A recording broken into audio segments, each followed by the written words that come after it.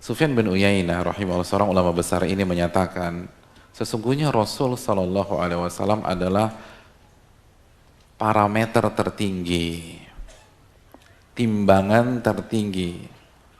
Segala sesuatu ditimbang dengan parameter beliau. Segala sesuatu ditimbang dengan standar beliau.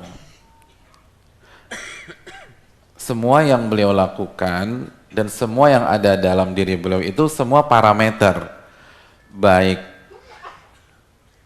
akhlak beliau, sejarah kehidupan beliau, petunjuk beliau, itu semua parameter. Fama wafaqaha fahuwal haqq. Apabila sebuah hal atau sebuah sikap sesuai dengan apa yang ada dalam diri beliau, maka itulah kebenaran. Dan apa yang menyelisihi beliau, itulah kebatilan. Apa maksudnya Al-Imam Ibnu Jama'ah memasukkan riwayat ini ke dalam bab tersebut?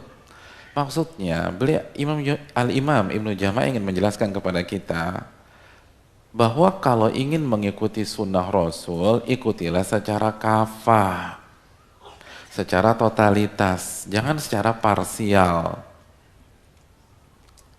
Sebagian orang ketika mengklaim mengikuti sunnah, itu hanya dari sisi penampilan. Walaupun penampilan bagus.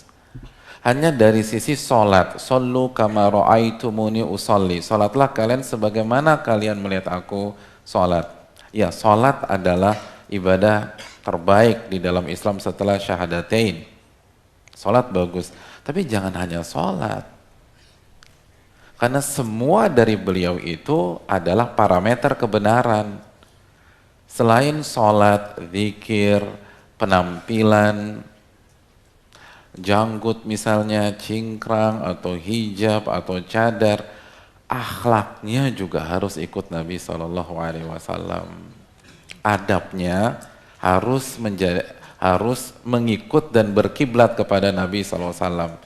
Itu baru mengikuti sunnah secara kafah, secara komprehensif. Jadi kalau sholat ngikuti Nabi, lisannya juga harus berusaha mengikuti Nabi SAW.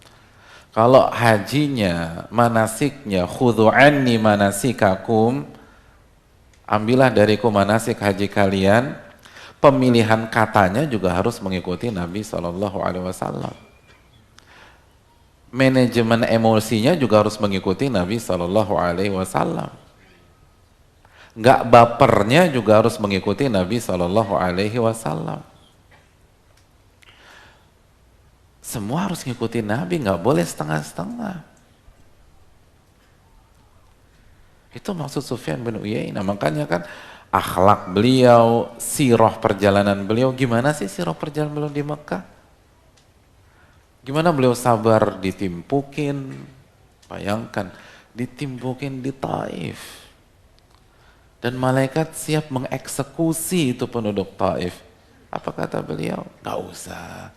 Aku masih berharap semoga dari sulbi-sulbi mereka lahir generasi yang mentauhidkan Allah dan tidak mensyirikkan kepada Allah Subhanahu wa taala sesuatu apapun. Atau bisa begitu? Kita bisa begitu, ditimpukin nih. Ya Allah. Nah itu tuh dilatih hadirin. Gimana nggak dendaman? Gimana punya akhlak gampang maafin orang? Katanya kan sunnah Nabi. Ini sunnah Nabi ini. Sunnah Nabi kan bukan hanya satu, bukan hanya dua. Ini sunnah Nabi. Bahkan ini sunnah Nabi yang merupakan usul ahlu sunnah wal jamaah.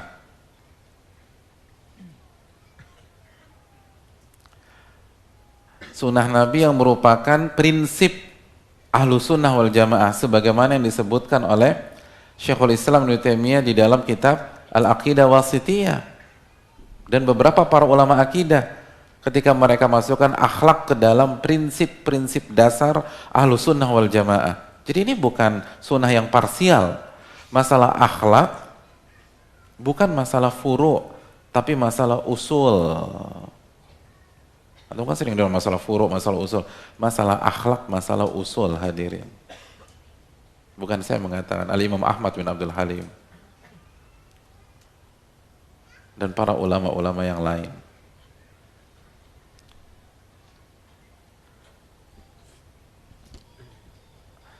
Makanya beliau mengatakan wa ya'taqidun makna qauli Nabi SAW akmalul mu'minina imanan ahsanuhum khuluqa wa kama qala. Ahlu sunnah wal jamaah sangat meyakini makna sabda Nabi SAW, orang mukmin yang paling sempurna imannya, yang paling baik akhlaknya.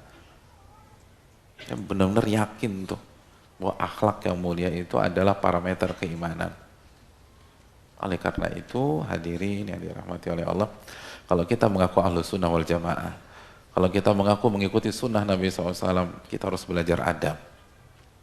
Ini masalah prinsip, masalah pokok, dan di buku ini kita langsung dengar ucapan para imam. Ini udah bukan ucapan para ustadz, ini ucapan para imam. Imam yang diakui seluruh dunia. Jadikan Nabi sebagai kiblat, sebagai parameter, dan jangan hanya dari beberapa ibadah aja, jangan hanya dari beberapa penampilan, khuluq, sirah, dan petunjuk beliau sallallahu alaihi wasallam.